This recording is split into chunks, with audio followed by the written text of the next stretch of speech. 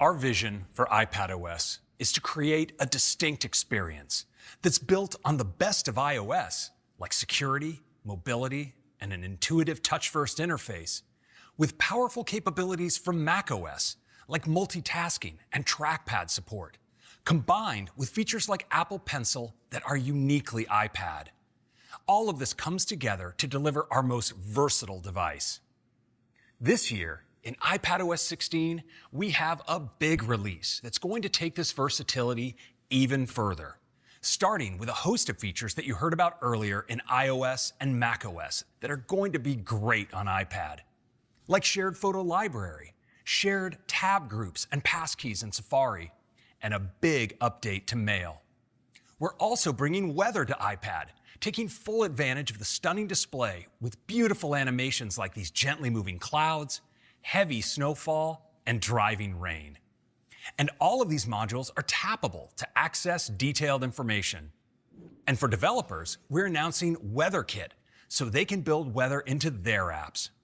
iPadOS 16 also includes new ways to collaborate with others, more capable apps, and new features for pro users that take advantage of the power of the M1 chip. So let's start with collaboration, which often begins in messages when you're asked to pass along a document. Of course, you could send a copy, but now you can also instantly kick off a collaboration when you send something with the share sheet. This makes initiating collaboration across the system as easy as sending a link and means a conversation with your collaborators is always just a tap away. Let me show you how it works. So let's tap into messages. I've been talking to the team about an upcoming offsite, and we've been using this conversation to figure out the details. Now, it looks like a message just came in from Lop, and he wants to catch up on the latest. Over here in Pages, I've been collecting our ideas. I want to share this with the group.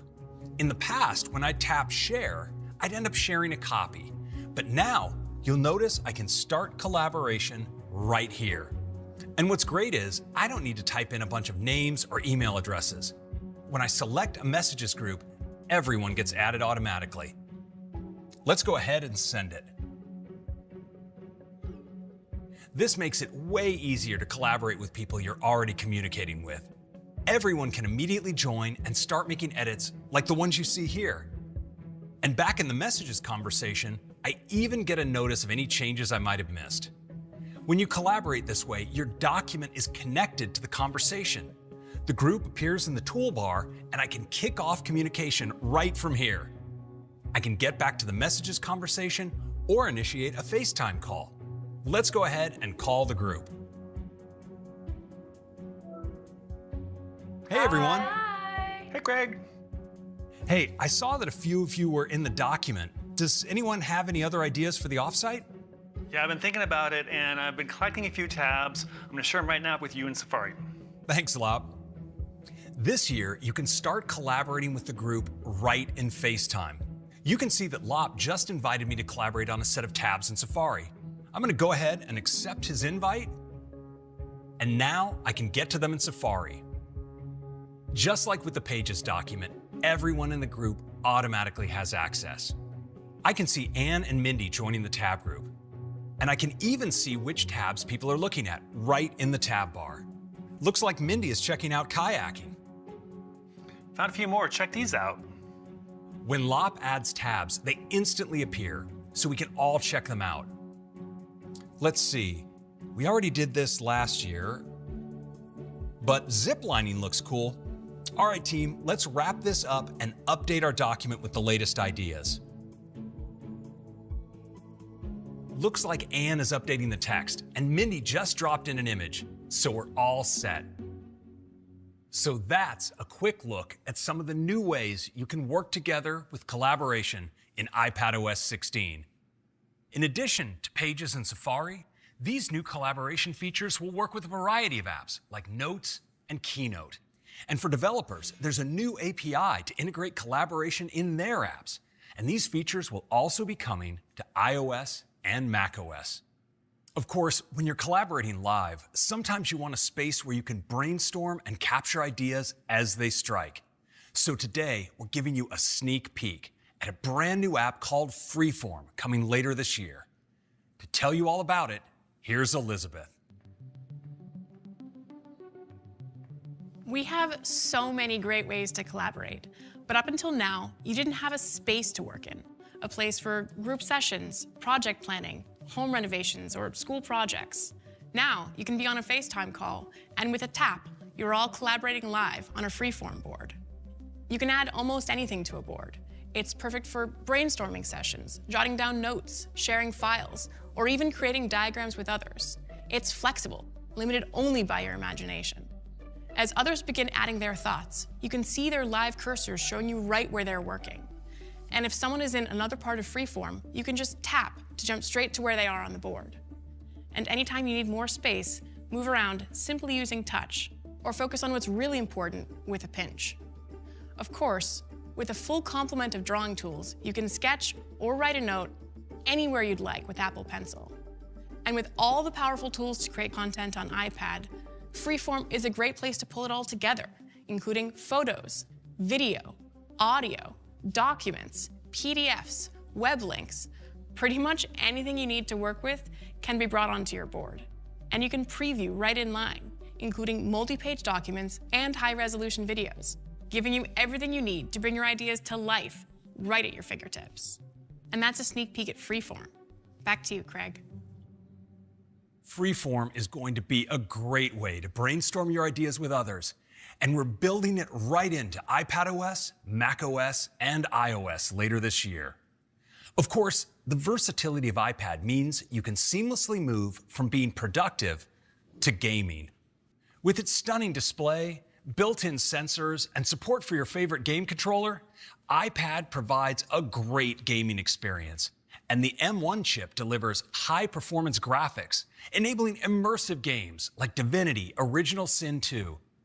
In iPadOS 16, we have some great updates to gaming, starting with Metal 3, which brings the same Metal FX upscaling and fast resource loading API to iPad that we talked about earlier with macOS. There's also a new API that lets games download large assets in the background, enabling you to multitask while the download completes. Another important aspect to gaming on iPad is how it brings us together. Tens of thousands of games use Game Center to help us play with our friends or compete against each other. It's easy to jump right in and play without creating a new account using your Game Center profile. You can find friends to play with, compare scores on leaderboards, and track progress through achievements. And now we're bringing activity to the Game Center dashboard. You can see what your friends are playing, highlights of their achievements, and even find out when they beat your high score, so you know when it's time to take your game to the next level and get back on top. And all of this activity appears on your Game Center profile. Game Center has always supported playing together in real time. Now, SharePlay makes it simple to join and play. In a multiplayer game using Game Center, just start a SharePlay session and bring your friends right in. These new Game Center features will be coming to an update to iPadOS 16 later this year, and we're also bringing them to iOS and macOS. The versatility of iPad makes it great for so many things, and a big part of that is apps.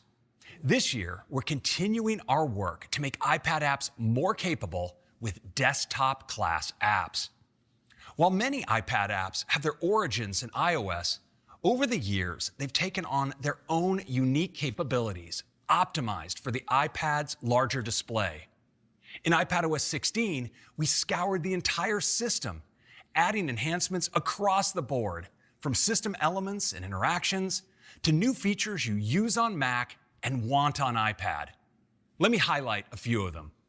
Undo Redo across the system, Availability View in Calendar, find and merge cards and create lists in Contacts. And we have a big update to Files with some of the most requested features, such as the ability to change file extensions, view folder size, and more. We've also added system-wide features that deliver improvements across apps, starting with a redesigned find and replace experience that works inline. A document menu in apps like Files, Pages, and Keynote that reveals common actions you may want to take, such as duplicate, rename, export, and print. And for the first time ever, customizable toolbars in iPadOS, so you can add the tools that matter to you most. And for developers, we've created new APIs so they can build these capabilities right into their own apps. These features will help you be more productive. And we have another feature from Mac that will be great for creative pros on iPad, and that is reference color. The Liquid Retina XDR display in our latest 12.9-inch iPad Pro is great for professional color workflows. And with iPadOS 16, we're introducing reference mode, which meets the color requirements in workflows like review and approve, color grading, and compositing, where accurate colors and consistent image quality are critical. So whether you prefer using iPad Pro as a standalone device or as a second display with Sidecar, reference mode provides a consistent reference workflow across your Pro devices, making iPad Pro an indispensable tool for creative professionals. Now, I want to turn our attention to a set of features enabled by the performance of the M1 chip in our latest iPad Pro and iPad Air. Features for people who push the versatility of iPad to the limit. Pros are always wanting more space to work with, so we're adding a new display scaling setting, which allows you to increase the pixel density of the display so you can view more in your apps, which is particularly helpful when using split view. We also want to enable you to do more in apps. Our latest iPad Air and iPad Pro come with a ton of ultra-fast memory and storage. iPadOS 16 adds support for virtual memory swap, meaning your iPad's storage can be used to expand the available memory for all apps and delivers up to 16 gigabytes of memory to the most demanding apps. With technologies like display scaling and virtual memory swap, we have the foundation for a big leap forward in user experience, one that can change how our Pro users get work done on iPad.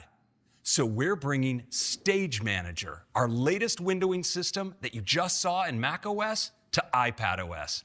Stage Manager takes multitasking on iPad to a whole new level by making it more nimble and unlocking full external display support. I'd like to show it to you now.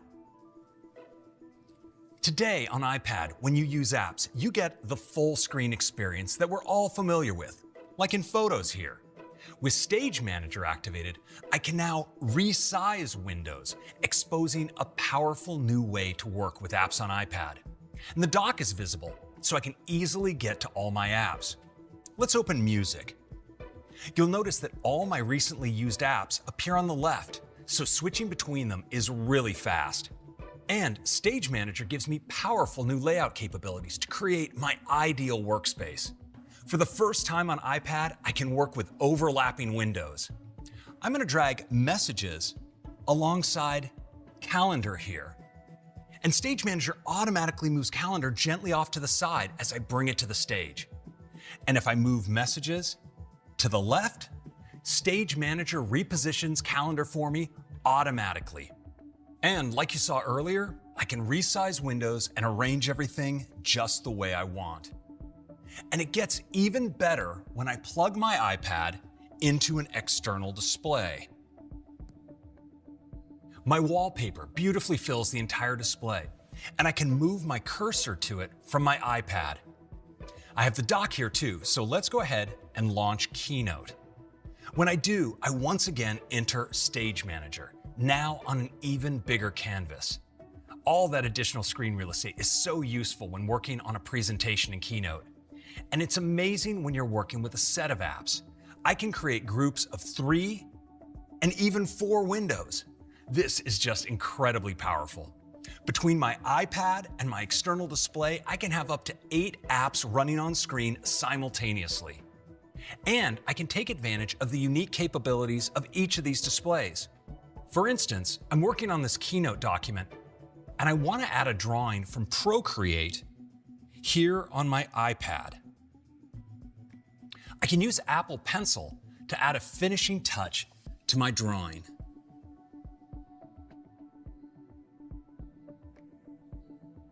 And now I can jump back into the gallery and then drag and drop across displays and into my deck. And that's a quick look at Stage Manager. It's an entirely new way to multitask with multiple overlapping windows, flexible window sets, fast app switching, and full external display support. And that's iPadOS 16, a big release with exciting updates to many of the built-in apps. Weather app comes to iPad, new ways to collaborate and be productive, great features for pro users, including Stage Manager, and so much more.